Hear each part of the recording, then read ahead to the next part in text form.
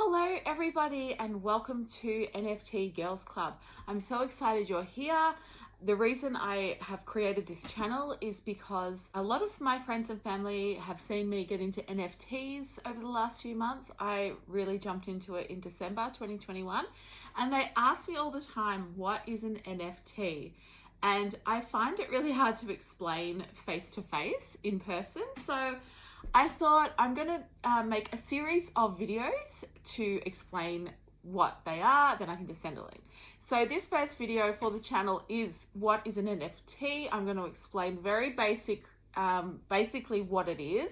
And then other videos I'm going to create in this series will include how to buy and sell NFTs, how to set up your MetaMask wallet, how to create your own project and launch your own project. But today we're just talking about what an NFT even is. So let's get started. So an NFT stands for non-fungible token, which means it's non-fungible. You cannot change it. It is what it is. So some NFTs are literally just a digital artwork. So it could be from an artist who has either created artwork digitally or like photographed a high resolution image of one of their physical paintings. It could just be the artwork and it might not have any utilities. So a big part of NFTs is the utility. So when you buy one of the NFTs, what does it do for you? So if it's a digital artwork from an artist, the utility might just be that you've got the art, or it doesn't have a utility.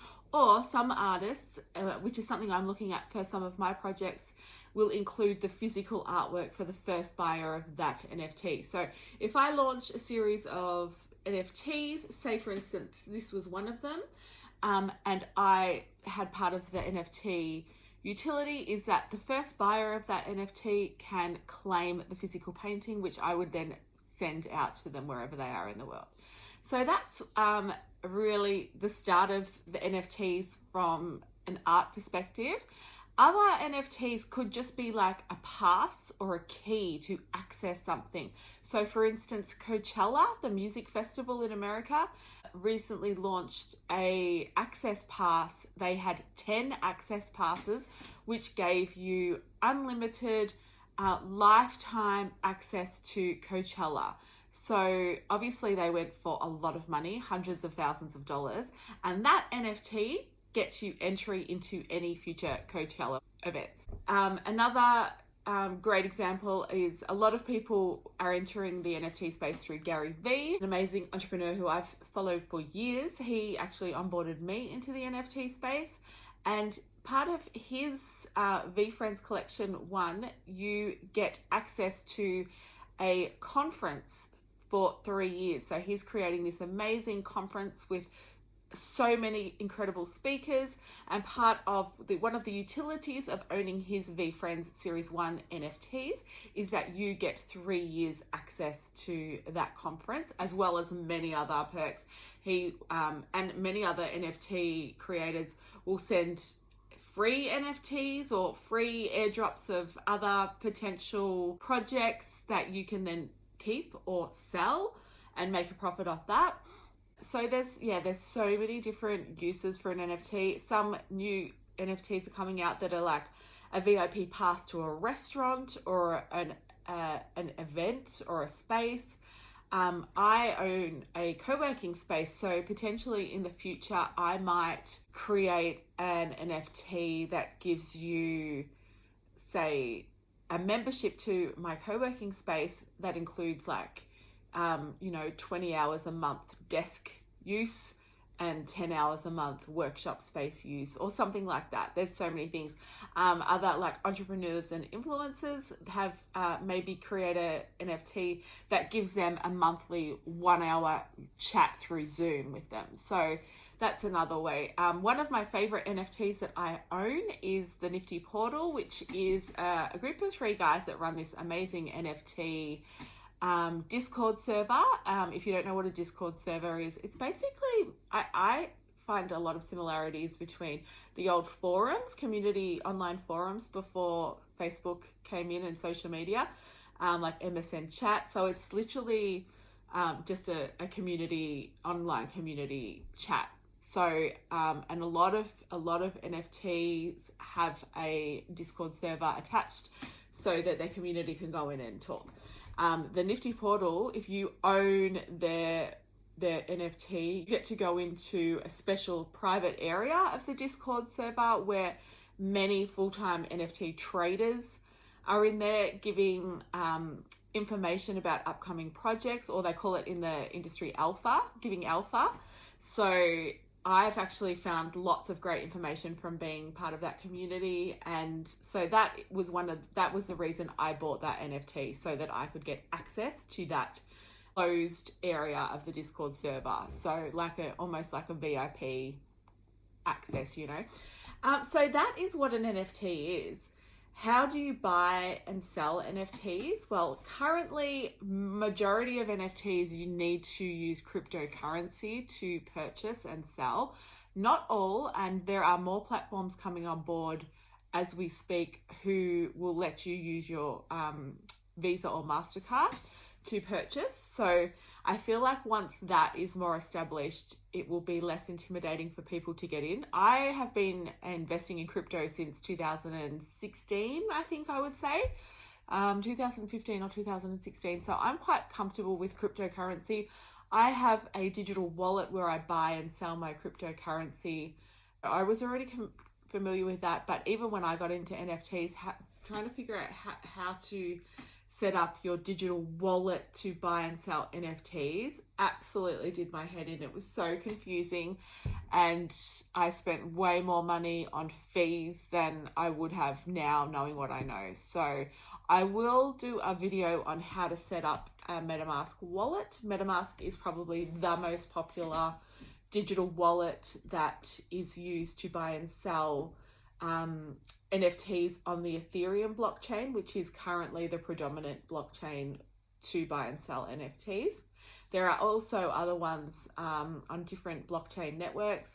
I'm going to answer the question, I suppose, what is a blockchain? So a blockchain is it's decentralized. So currently in what they call Web 2, if you're buying something online, you are giving that company all your information. So for example, Amazon, if you buy something on Amazon, they get all your data, all your personal information, and can target you for advertising and all that sort of thing. Now that's centralized. So and also centralized, is banking system. Some countries, there was a few years ago, people in the country, was it Greece? I'm not sure, I can't remember, but went to the ATM one morning to get money out, and the government had taken everyone's money out of their bank accounts. We're pretty lucky in Australia. That's never happened. However, never say never, because they do have rules in place where if they needed to, they could.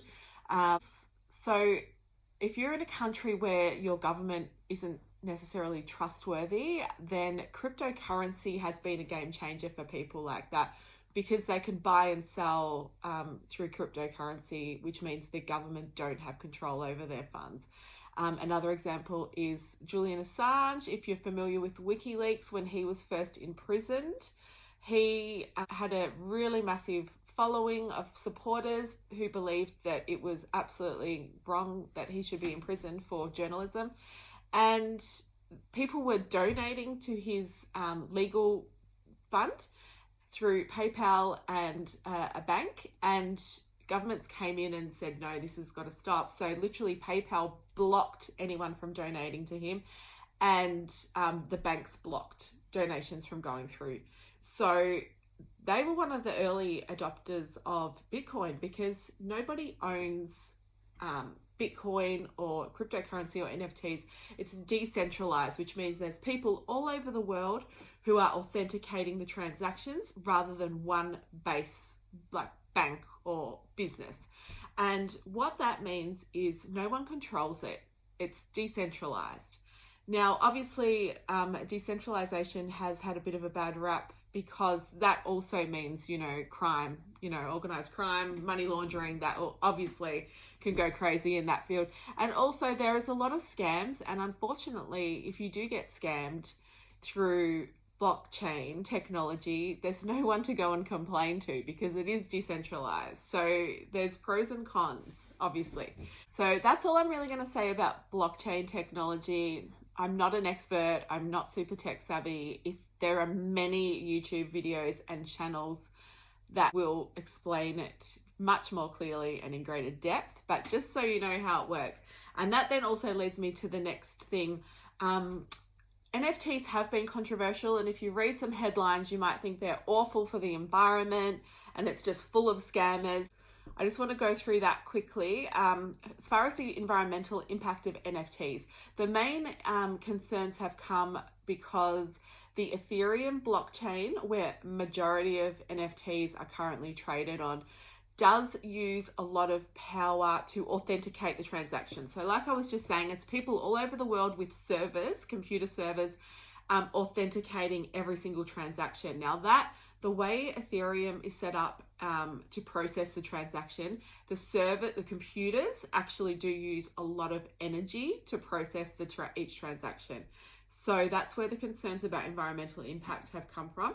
Saying that, Ethereum probably by the end of this year, 2022, will have upgraded their system and will be running at a 99% reduced energy use for each transaction. It's the way it's currently proof of work and it's changing to proof of stake, I believe. Again, I'm not an expert, but and there are blockchains already that are running NFTs on that use very low energy. So it's actually it's not really correct to say they're really bad for the environment. The Solana blockchain has some great NFT platforms. Magic Eden's one and SoulSea is another one. There's Tezos blockchain, which is very environmentally friendly also. And there's already second tier Ethereum side chains that are much less environmentally impactful. And like I said, the main chain Ethereum is changing very soon, and that will no longer be an issue as far as environmental impact. And also, I think you need to consider this. You're buying and selling digital products. So these digital products do not have to be made. When I create a physical painting, I have to buy a canvas, which is made from cotton. Think about how much energy and water and resources go into creating cotton, and that then has to be weaved into a canvas. The wood for the frame, it's got to be obviously chopped down trees. The paint, I use sustainable timber, but it's still having to get chopped down. The paints have to be made. They have to be manufactured in a factory. A lot of these products come from China, so you have to get them shipped over, and then when you're making the product, it's power and energy going into creating the product, and then you're shipping the product. So honestly, even with Ethereum, as it's the transactions are done now and are using a lot of power, I have to think that it's still far less impactful than physical products being bought and sold every day. So I think just using common sense and rational, think about it that way. But yeah, they are aware that their current system does use a lot of power, and they are working on it very hard to get that upgraded. So the other controversial thing about NFTs, some people say it's not real art. People are just scamming. They're stealing artwork off the internet from actual artists and then making a crap load of money off it. That is true. A lot of people are stealing artwork. So DeviantArt, which is a platform where you can upload your artwork, apparently have had more copyright infringement inquiries since NFTs have started than ever before. But for me, as an artist, I've been an artist for many years now, and there's always been stories where small-time illustrators and artists have found their design on cushions and t-shirts in Target and other places, and it's come out that the factory who designed them has stolen the artwork. When I used to do markets years ago, people would actually come through with these crazy phones and say, oh, can I take a photo of your product? And then they're connected to this laptop and they're getting really close ups. I had that happen to me once at a market in Brisbane. A lady who was Chinese from China, obviously out scouting designs for their manufacturing company. So there's always been art theft. And although there is a lot more at the moment, I believe that will level out. More people are becoming aware. It's such a community-based space that when art is stolen, then it comes out eventually, and the artist then can get the credit and, you know, create their own project and make lots of money, hopefully. So yeah, the scamming in the space is definitely an issue. It's because there's just so much money to be made, and I think it will level out as time goes by. Another way people are getting scammed is when they do join Discord servers. If you're not familiar with Discord servers, you don't really know what's going on, and people are sending DMs. They have bots that send DMs to people going, congratulations, you've won this, or you're on the list to buy this project at a cheaper rate, click on this link. I nearly got scammed myself, even though I was well aware of that happening. They're very clever, some of them. So basically, as soon as you join a Discord server, you turn your DMs off. You just don't let anyone DM you on there. And same with Twitter. You just need to be careful if people are messaging you going, hey, I've got this great new project. You just never click on links that aren't from the genuine, authentic website or Twitter or Discord. So you have to be really careful about that. You do have to have your wits about you when you're entering this space. So I hope that explains a little bit what NFTs are. I am buying and selling daily at the moment. I've really gone deep into NFT trading and I find it so fun. It's not for everyone because you have to spend a lot of hours every day researching projects and keeping your eye on the market.